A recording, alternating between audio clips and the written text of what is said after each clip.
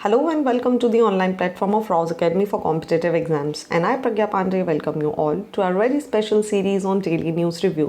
बात करते हैं आज के महत्वपूर्ण आर्टिकल्स के बारे में। सबसे पहले चर्चा करेंगे नेशनल ह्यूमन राइट कमीशन।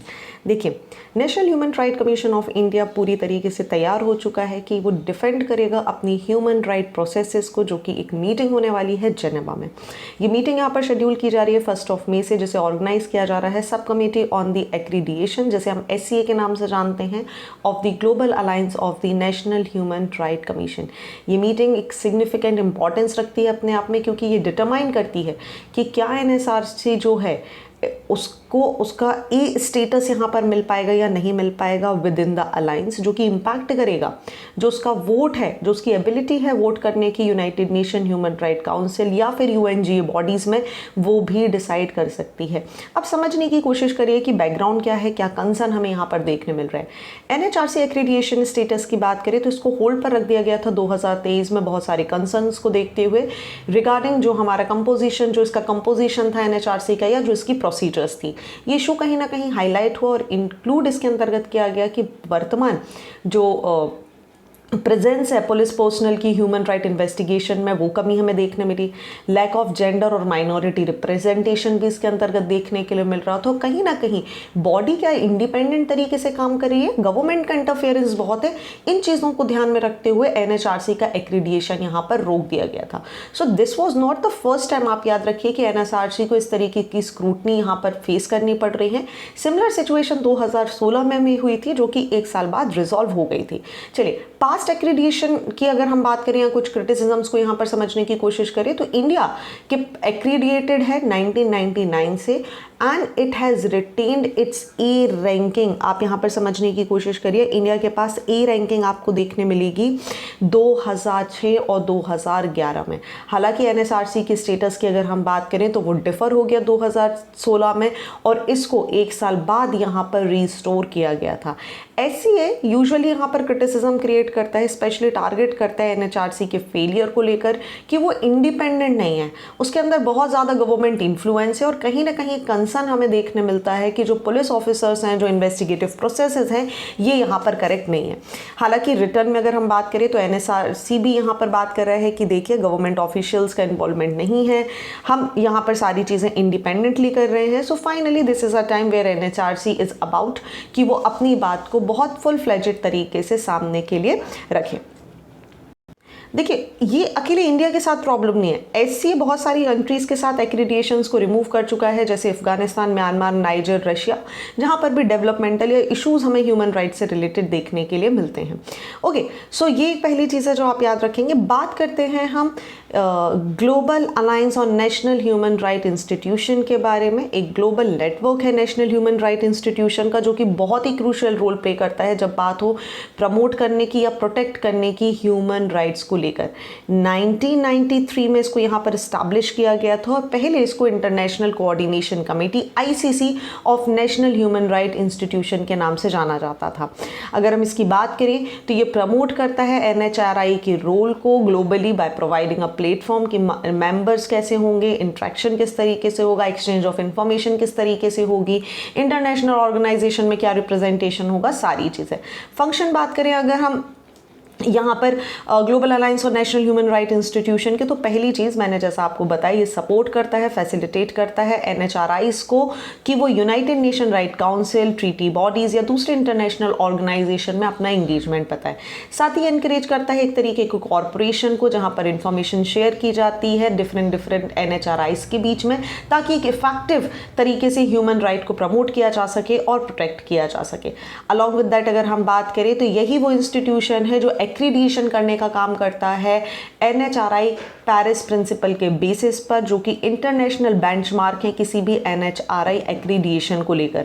अगर हम इन एक्रीडिएशन लेवल्स की बात करें तो इसके अंतर्गत A लेवल आता है, जहां पर फुल कंप्लाइंस हमें देखने मिलता है, B लेवल आता है जो कि पार्शियल कंप्लाइंस की बात करता है, या फिर C लेवल आता है जो कि नॉन कंप्लाइंस की बात करता है with the Paris principles, right. So ये कुछ बेसिक सी चीज़ें हैं जो आपको यहाँ पर पता होना चाहिए। चलिए, अलॉन्ग विद दैट हम हम बात करते हैं नेशनल ह्यूमन राइट कमीशन के बारे में, since we are discussing about it, तो ये इंडिया में अगर हम बात करें तो ह्यूमन राइट को लेकर काम करने वाली एक इंडिपेंडेंट स्टैट्यूटरी बॉडी है, जिसको अगेन 1993 में स्टैब्लिश किया गया था under the same protection of human rights act, जिन्हें बाद में 2006 में अमेंड कर दिया गया। क्या काम है आपको पता है, वॉचडॉग की तरह काम करते हैं भारत में ह्यूमन राइट्स को लेकर। जितने जितने एस्पेक्ट हैं ह्यूमन राइट को प्रोटेक्ट करने या प्रमोट करने के लिए, वो सारी ड्यूटीज़ एनएचआरसी के पास देखने के लिए मिलती है। एनएचआरसी की कंपोजिशन की बात करें तो इसके अंतर्गत आपको एक चेयरपर्सन और 5 मेंबर्स देखने के लिए मिल जाते हैं, excluding the ex officio members. Chairperson जो होते हैं एनएचआरसी की, ये टिपिकली वो व्यक्ति होते हैं जो कि चीफ जस्टिस ऑफ इंडिया या जज ऑफ सुप्रीम कोर्ट के रूप में अपनी सेवाएं दे चुके हैं। एक मेंबर की बात करें तो और हैज़ बीन अ जज ऑफ द सुप्रीम कोर्ट और इंडिया, और 1 मेंबर इज और has been the chief justice of high court आपको देखने के लिए मिलेंगे। अलॉन्ग विद दैट 3 मेंबर्स की अगर हम बात करें तो इन 3 में से at least 1 shall be a women, जिसको अपॉइंट किया जाएगा amongst the person having the knowledge या प्रैक्टिकल एक्सपीरियंस होगा इन द रिलेटेड फील्ड, जैसे ह्यूमन राइट की बात करें। Additionally chairperson of national commission, national commission for scheduled caste, national commission for scheduled tribe, commission for women, commission for minorities, commission for backward classes, commission for protection of child right and the chief commissioner of persons with disability, they also serve as the ex officio member. आप याद रखेंगे जो sitting जज होते हैं supreme court के, sitting chief justice जो होते हैं किसी भी हाई कोर्ट के, उनको भी यहाँ पर अपॉइंट किया जा सकता है after the consultation with the chief justice of India. बात करें कि अपॉइंटमेंट ऑफ मेंबर्स कैसे होता है, तो एक सिलेक्शन कमेटी होती है जिसके अंतर्गत प्रेसिडेंट आपको देखने मिलते हैं, और ये रिकमेंडेशन किनके द्वारा दिया जाता है, prime minister, speaker of Lok Sabha, union home minister, deputy chairman of Rajya Sabha and leader of opposition in the both houses of the parliament. बात करें एनएचआरसी की अपनी रिपोर्ट को लेकर, तो ये अपनी एक एनुअल रिपोर्ट यहाँ पर तैयार करता है, और चूंकि प्रेसिडेंट के अध्यादेश के अनुसार इसको तैयार किया जाता है, तो प्रेसिडेंट के समकक्ष ही अपनी रिपोर्ट यहाँ पर प्रस्तुत करते हैं, और इसके बाद इस रिपोर्ट को दोनों हाउस ऑफ पार्लियामेंट में ट्रांसपेरेंसी और अकाउंटेबिलिटी देखने के लिए प्रस्तुत किया जाता है। चलिए, तो ये था इस पूरे आर्टिकल के बारे में। Moving on to the next article of the day, बात करते हैं टुवर्ड्स द ग्रीन ग्रोथ।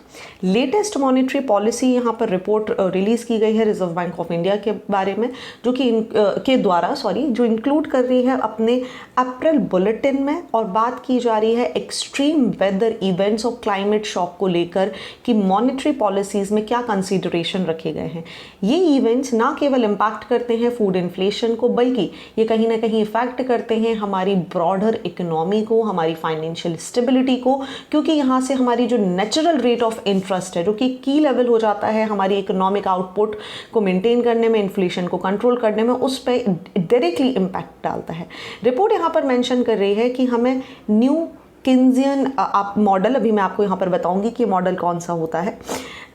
ये रिपोर्ट यहाँ पर मेंशन करती है कि यूटिलाइजेशन ऑफ न्यू किन्जियन मॉडल जो है that incorporates a physical climate risk damage function, ताकि एस्टिमेट किया जा सके मैक्रो इकोनॉमिक्स इम्पैक्ट को क्लाइमेट चेंजेस के ऊपर, उसको ध्यान में रखते हुए काम करना होगा। साथ ही आरबीआई ये भी वार्न कर रहा है कि 9% का डिक्रीज हमें लॉन्ग टर्म इकोनॉमिक आउटपुट में देखने मिलेगा 2050 तक, अगर किसी भी तरीके की क्लाइमेट मिटिगेशन पॉलिसीज हमारे द्वारा नहीं ली गई। राइट, इंपॉर्टेंस समझिए ग्रीन टैक्सोनॉमी की, तो आरबीआई और फाइनेंस मिनिस्टर यहाँ पर ड्रॉ करने की बात कर रहे हैं कि कहीं ना कहीं हमें एडवांस इनिशिएटिव लेने होंगे, इस तरीके की इकोनॉमीज लेनी होंगी जैसे यूरोपियन सेंट्रल बैंक ने यहाँ पर ली है, ताकि ग्रीन टैक्सोनॉमी को यहाँ पर स्टेप अप किया जा सके या सस्टेनेबल फ्यूचर की तरफ काम किया जा सके, जैसे सॉवराइन ग्रीन बॉन्ड्स के साथ, ताकि अलाउ किया जा सके फॉरेन इंस्टीट्यूशन को कि वो इन्वेस्ट कर सके ग्रीन गवर्नमेंट के कॉजेज़ में, ग्रीन सिक्योरिटीज़ के साथ, और ताकि इसी के साथ हम सारी चीज़ों को मूव कर सकें। चलिए बात करते हैं, मैं आपको समझा देती हूँ किन्जियन मॉडल क्या होता है। तो किन्जियन मॉडल एक इकोनॉमिक थ्योरी है जिसे British economist John Maynard Keynes के नाम पर यहाँ पर रखा गया है। किन्जियन मॉडल की अगर हम बात करें तो ये प्रपोज करता है एक short run, specially economic downturn के टाइम पर किस तरीके से चलना होगा, टोटल स्पेंडिंग क्या होगी इकोनॉमी में, ठीक है, एग्रीगेटेड डिमांड क्या होगी, और एक क्रूशियल रोल क्या प्ले करता है जो आउटपुट है, एम्प्लॉयमेंट लेवल है, कि किस तरीके से इन स्पेंडिंग्स को डिसाइड किया जा सके। कुछ की कंपोनेंट्स होते हैं। पहला तो होता है एग्रीगेट डिमांड। किन्जी मॉडल आर्ग्यू करता है कि जो फंक्शन है एग्रीगेट डिमांड का rather than supply side factor, ये प्राइमरी फैक्टर होता है जो कि इकोनॉमिक फ्लक्चुएशंस को लेकर काम करता है। ये बात कर रहे हैं कि जब भी एग्रीगेट डिमांड फॉल करेगी तो short of economy potential output आपको देखने मिलेगा और इसकी वजह से अनएम्प्लॉयमेंट और अंडर यूटिलाइजेशन ऑफ रिसोर्सेज हो सकता है। कीन्स एडवोकेट करते हैं for the government intervention in economy ताकि स्टेबलाइज किया जा सके आउटपुट को और एम्प्लॉयमेंट लेवल को जब भी इकोनॉमिक डाउनटर्न की सिचुएशन हो। ये इंटरवेंशन यहाँ पर फिजिकल पॉलिसीज़ के through, that means government spending और टैक्सेशन के थ्रूज भी किया जा सकता है, या मॉनेटरी पॉलिसी जैसे सेंट्रल गवर्नमेंट के इंटरवेंशन के थ्रू, इंटरेस्ट रेट या मनी सप्लाई के थ्रू भी किया जा सकता है। इसके मल्टीपल इफेक्ट हैं। कीन्स ने यहाँ पर इंट्रोड्यूस किया था ये कॉन्सेप्ट द मल्टीप्लायर इफेक्ट, जो कि सजेस्ट कर रहा है कि इनिशियल अगर इंक्रीज किया जाए स्पेंडिंग जैसे गवर्नमेंट स्पेंडिंग को, तो इसकी वजह से एक ओवरऑल इकोनॉमिक एक्टिविटीज़ में हमें चेंजेस देखने मिलता है। इसकी वजह से एडिशनल इनकम जनरेट होती है। इनिशियल स्पेंडिंग से अगर हम बात करें तो ये रिप्रेजेंट करती है हाउस होल्ड और बिजनेसेस को एक नए चेन ऑफ रिएक्शन हमें देखने के लिए यहाँ पर देखने मिलता है। साथ ही यहाँ पर बात की जा रही है अंडर एम्प्लॉयमेंट इक्विलिब्रियम की। तो कीन्स आर्ग्यू कर रहे हैं इकोनॉमीज़ यहाँ पर state of under employment equilibrium को मेंटेन करती हैं जहाँ पर रिसोर्सेज को पूरी तरीके से यूटिलाइज नहीं किया जाता, but due to insufficient aggregate demand. ऐसी सिचुएशन में बात की जा रही है, कीन्स सजेस्ट करते हैं कि देखिए पॉलिसीज़ को स्टिमुलेट करिए, डिमांड को यहाँ पर बूस्ट करिए और इकोनॉमिक एक्टिविटीज़ को बढ़ाइए, जो कि इसके अंतर्गत एक महत्वपूर्ण एस्पेक्ट देखने मिलता है। अब चूंकि हम न्यू कीन्सियन मॉडल की बात करते हैं तो it is build on the Keynesian framework, but यहाँ पर इनकॉर्पोरेट किया जा रहा है मॉडर्न इकोनॉमिक थ्योरीज और टेक्निक्स को। इसमें से एक एस्पेक्ट आ जाता है फिजिकल क्लाइमेट रिस्क फंक्शंस को। ये फंक्शंस कहीं ना कहीं क्वांटिफाई कर रहे हैं, एक पोटेंशियल बता रहे हैं इकोनॉमिक डैमेजेस के कि क्या रिजल्ट हमें देखने मिल सकते हैं फ्रॉम द क्लाइमेट चेंज, जो भी रिलेटेड इवेंट्स हैं जैसे एक्सट्रीम वेदर की वजह से क्या कंडीशन हो सकती है इकोनॉमी पर, सी लेवल के बढ़ने से या डिसरप्शन ऑफ इकोसिस्टम की वजह से क्या इम्पैक्ट हो सकता है। जितने भी physical climate risk damage function है वो न्यू कीन्सियन मॉडल में अलाउ करते हैं इकोनॉमिस्ट को कि वो एनालाइज कर सके कि एक पोटेंशियल इकोनॉमिक इम्पैक्ट क्या होगा क्लाइमेट चेंज का और क्या इफेक्टिव पॉलिसी रिस्पॉन्स के साथ, जैसे carbon prices, green credit system, green energy technologies में इन्वेस्टमेंट के थ्रू क्या चीज़ें की जा सकती हैं। So by integrating climate related risk into the economic models, policies maker और रिसर्चर्स के लिए एक बेटर अंडरस्टैंडिंग मिल जाती है। ये जो कॉम्प्लेक्स इंट्रैक्शन है क्लाइमेट चेंज, इकोनॉमिक एक्टिविटी और पॉलिसी इंटरवेंशन, उसको एक पर्टिकुलर स्टैंड पर लाने की। चलिए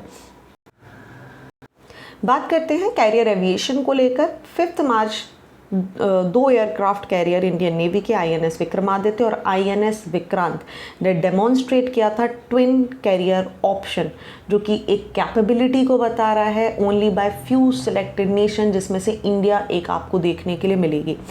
एक शोकेस यहाँ पर हो रहा था MiG-29K फाइटर जेट्स स्टिमुलेशन का, जिसको यहाँ पर कंडक्ट किया गया इन दोनों कैरियर्स के द्वारा। ये डेमोन्स्ट्रेशन हाईलाइट कर रहा है इंडिया की पावर की कि किस तरीके से हमारे जो नेवल ऑपरेशन है वो हम कॉम्प्लेक्स से कॉम्प्लेक्स मैन्यूवर को करने में सक्षम है, specially when it comes to sea. समझिए पहले INS विक्रांत की इंपॉर्टेंट। INS विक्रांत जो कि वन ऑफ द कैरियर था इसके अंतर्गत ट्विन कैरियर ऑपरेशन में जैसे इन्वॉल्व किया गया था, ये एक इमेंस सिग्निफिकेंट रखता है इंडिया के लिए, क्योंकि ये पहला इंडिजीनियस एयरक्राफ्ट कैरियर है जिसको कमीशन किया गया था सितंबर 2022 में। डिज़ाइन किया गया था ताकि कंस्ट्रक्ट भी इसको घरेलू तरीके से किया गया था, और एक सिग्निफिकेंट बताता है इंडिया का जो माइलस्टोन है, इंडिया की वॉरशिप बिल्डिंग कैपेबिलिटीज़ है, उसके बारे में भी ये अपने आप में बहुत इंपॉर्टेंट हो जाता है। इस कैरियर की अगर हम बात करें तो फुली ऑपरेशनलाइज हमें देखने मिला, सीमलेसली इंटीग्रेटेड देखने मिला इंडियन नेवी ऑपरेशनल साइकिल में in a remarkable shorter period. Development हमें देखने मिला इंडिजीनियस एयर कैरियर्स का। अगर हम बात करें Inception of the indigenous aircraft carrier which is the IAC-1 project की, जिसे बाद में विक्रांत नाम दे दिया गया, उसके बारे में हम यहाँ पर बात कर रहे हैं, जो कि 1999 की अगर हम बात करें इस टाइम पीरियड की, तो एक क्रिटिकल डिसीजन था जिसे 2005 और 6 के दौरान लिया गया। नोटेबली वील टॉक, जो डिसीजन था कि हमें डेवलप करना है एक वॉरशिप ग्रेड को उसको स्टील को डोमेस्टिकली मार्कआउट किया गया, जो कि पाइवोटल मूवमेंट रहा है इंडिया की वॉरशिप बिल्डिंग एंडेवर्स के अंतर्गत। एक कोलैबोरेटिव एफर्ट भी हमें ये देखने मिला, जहां पर हमारा steel authority of India, defence research development organisation और इंडियन नेवी ने मिलकर यहाँ पर डेवलप किया DMR 249 स्टील, जो कि आज की डेट में यूटिलाइज किया जा रहा है किसी भी प्रकार की वॉरशिप बनाने को लेकर कंट्री के अंतर्गत। सो ये जो कंस्ट्रक्शन है INS विक्रांत का, जिसको इंट्रोड्यूस किया गया, नई नई प्रोसेसेस यहाँ पर आई, इनोवेशन आई, इंडिया की शिप बिल्डिंग इंडस्ट्री हमें देखने मिली। इंटरेस्टिंगली अगर आपको याद हो तो 3D मॉडलिंग को भी 2002 में स्टार्ट किया गया था, ताकि रिवॉल्यूशनराइज किया जा सके डिज़ाइन और कंस्ट्रक्शन फेज को। एक जॉइंट टीम इनिशिएटिव हमें देखने मिल रहा था, जहाँ पर नेवी वॉरशिप डिज़ाइन ब्यूरो और कोचिन शिपयार्ड लिमिटेड दोनों ने मिलकर काम किया। और कंटिन्यूसली अगर आप देखेंगे तो एक डेवलपमेंट हमें देखने मिल रहा है, कंस्ट्रक्शन हमें देखने मिल रहा है इंडिया की शिप बिल्डिंग इंडस्ट्री में, जहाँ पर हम नई टेक्नोलॉजीज़ को भी अडॉप्ट कर रहे हैं, मटेरियल को भी इन्हांस कर रहे हैं, और कहीं ना कहीं इंडिया नेवल डिफेंस में इनोवेशन के साथ, शिप बिल्डिंग सेक्टर के साथ सेल्फ रिलायंस के कॉन्सेप्ट पर भी आगे बढ़ रहा है। आप समझने की कोशिश करिए कंपोजिशन और स्पेसिफिकेशन INS विक्रांत के, तो आपको समझ में आएगा कि why they are important. INS Vikrant की अगर हम बात करें यहाँ पर, तो ये इंजीनियरिंग मार्वलस के जैसा आपको देखने मिलेगा, एक इम्प्रेसिव स्पेसिफिकेशन आपको देखने मिलेंगे। टोटल एरिया की बात करें तो 12,450 मीटर स्क्वायर से ज़्यादा कम एरिया है, जो कि लगभग 2 या आधे से ज़्यादा हॉकी फील्ड को यहाँ पर कवर करता है। 262 metre long, 62 metre wide ship यहाँ पर है, जिसे 4 जनरल इलेक्ट्रिक LM2500 इंजन के द्वारा, जो कि 88 मेगावाट ऑफ पावर यहाँ पर जनरेट करते हैं, इसके द्वारा यहाँ पर इसको पावर किया जाता है, जिसकी वजह से इसकी मैक्सिमम स्पीड 28 नॉट और एंड्योरेंस 7500 नॉटिकल माइल्स का है, राइट। इसी की वजह से अगर आप बात करेंगे तो आप समझिए ये क्यों आपको यहाँ पर बता रहे हैं, बिकॉज ये अपने आप में बहुत इंपॉर्टेंट है, राइट। ये कैपेबिलिटी है इसकी कि ये प्रिपेयर कर सकता है, लगभग इसके अंतर्गत 2200 कंपार्टमेंट्स बने हुए हैं, 1600 ज़्यादा से लोगों को ले जाने की इसकी कैपेबिलिटी है। स्पेशलाइज्ड केबिन बनाए गए हैं विमेन सीलर के लिए, साथ ही large cooking boilers, combi, steamers और बहुत सारी एडवांस लेवल मशीन इसके अंतर्गत लगाई गई हैं। वहीं अगर हम बात करें कैपेबिलिटीज़ की इसकी, तो INS विक्रांत कैपेबल हो जाता है एयर विंग 30 एयरक्राफ्ट को लेकर, इंक्लूडिंग अगर हम MiG-29K फाइटर जेट्स की बात करें, कामोव 31 की बात करें, या MH-60R मल्टी रोल हेलीकॉप्टर्स की बात करें, या फिर अगर हम indigenously advance light helicopter and light combat aircrafts की बात करें। ये यूटिलाइज करता है स्टोबार को, which is the short take off but arrested recovery method को, ताकि लॉन्च किया जा सके और रिकवर किया जा सके एयरक्राफ्ट को, featuring a sky jump for launching and 3 arrested wire for recovery.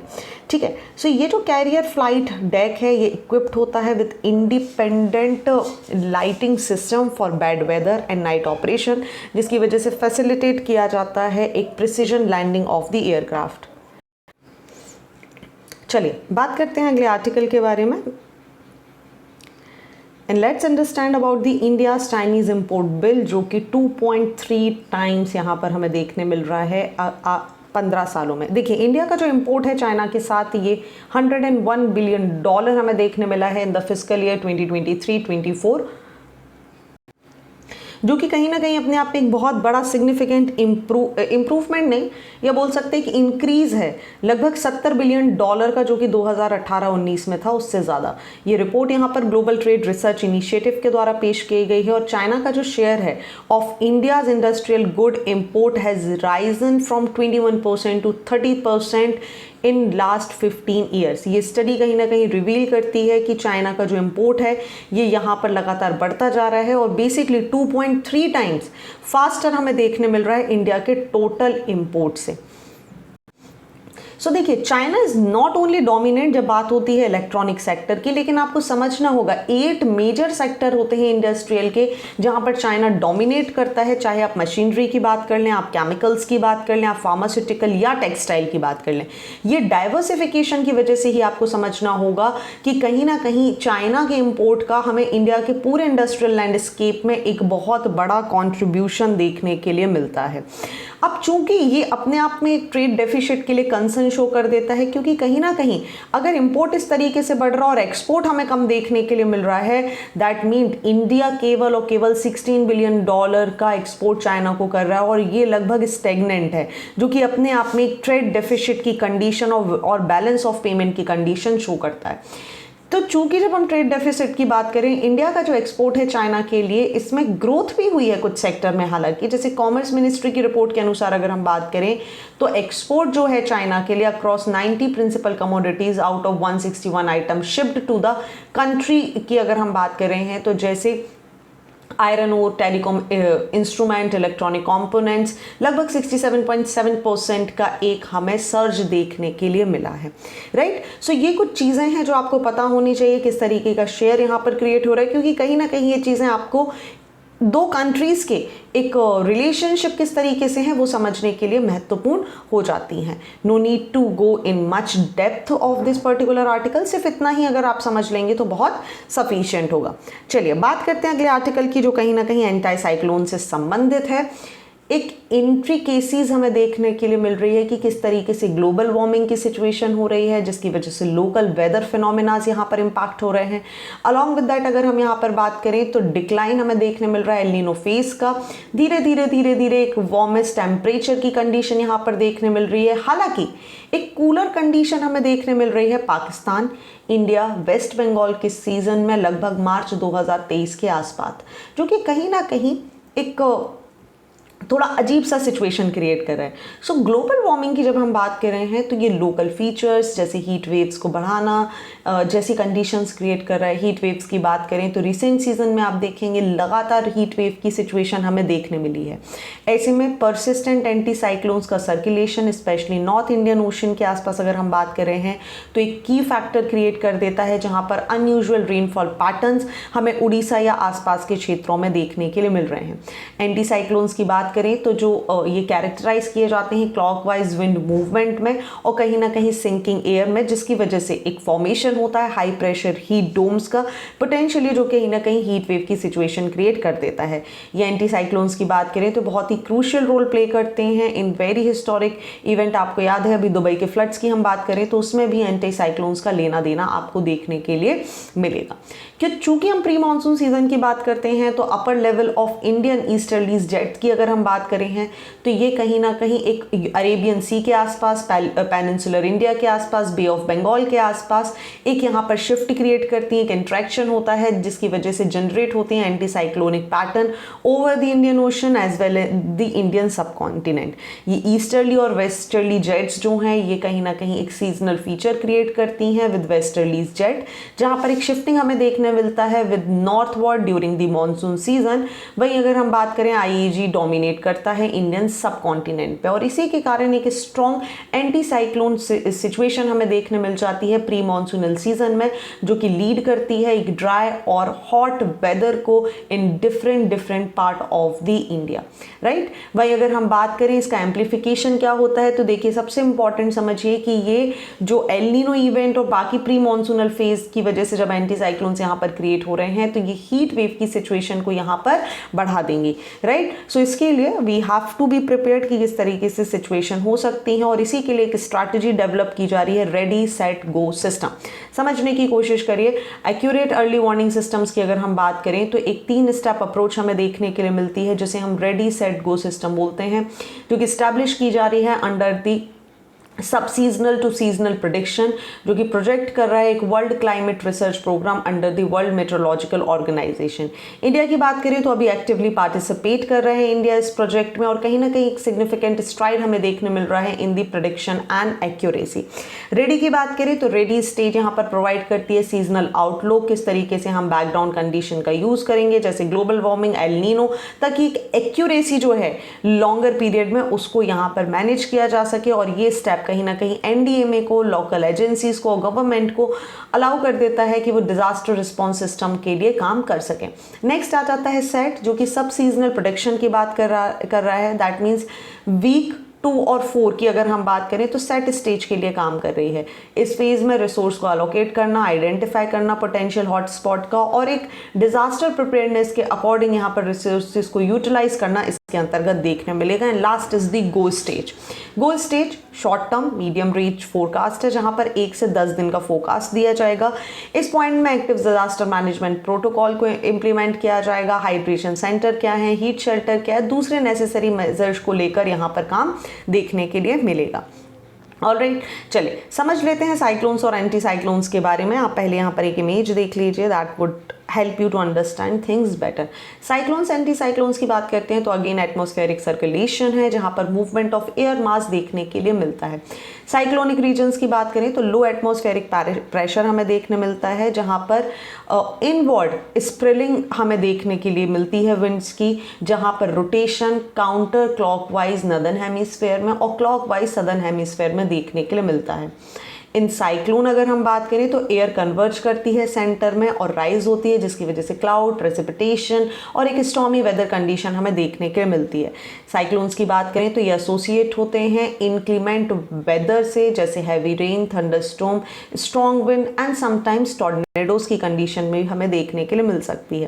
भाई हम ट्रॉपिकल साइक्लोन की बात करें तो जिन्हें हम हरिकेन्स या टाइफून्स के नाम से भी जानते हैं, और डिपेंड करते हैं अलग अलग रीजन में इनके नाम चेंज हो जाते हैं।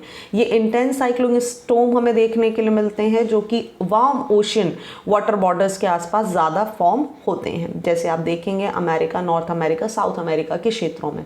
वहीं अगर हम एंटी साइक्लोन्स की बात करें तो ये हाई एटमॉस्फेरिक प्रेशर कैरेक्टराइज होता है, जहां पर आउटवर्ड स्प्रेलिंग की कंडीशन क्रिएट होती है, जो कि रोटेट करता है clockwise in the northern hemisphere and counter clockwise in the southern hemisphere. Anti cyclones में बात करें तो एयर डिसेंड करती है सेंटर में और एक stable generally fair weather condition, clear sky जैसी कंडीशन क्रिएट कर देती है। यूजुअली एंटी साइक्लोन्स की बात करें तो ये एसोसिएट होते हैं काम वेदर से, जैसे sunny days, light wind as well as temperature variation हमें देखने मिलता है। हालांकि कुछ जगह पर फॉग और स्मोक की कंडीशन भी हो सकती है। Usually anti cyclone dry condition अपने साथ लेकर आते हैं, लेकिन एक प्रोलॉन्ग पीरियड में हीट वेव्स की कंडीशन भी हमें देखने के लिए मिल सकती है। चलिए, तो ये थे आज के महत्वपूर्ण आर्टिकल। आई होप आपको सारी चीजें क्लियर हो चुकी होंगी। बात करते हैं मेंस के क्वेश्चन ऑफ द डे के बारे में। So here are two very important question in front of your screen. पहला क्वेश्चन बात कर रहा है define the differentiate between cyclone and anti cyclone in earth atmosphere including their key features, behaviour and associate weather pattern. दूसरे question की बात करें तो बात कर रहा है significance of incorporating green economy principle into the economic policies of nation world wide, considering the environmental, social and economic benefit of transition towards a green economy. What all you have to do, just write the answer, click the photograph and upload it on the given link below. साथ ही अगर आपको DNR से संबंधित किसी भी प्रकार का कोई डाउट है तो आप pragyapande@rowsacademy.in पर मुझे डायरेक्टली मेल भी कर सकते हैं। So thank you for watching this video. Do not forget to hit like button, comment your valuable feedback and also press the subscribe button to never miss any updates. Please follow us on Instagram and Facebook. Links are given below in the description box. Thank you and see you soon.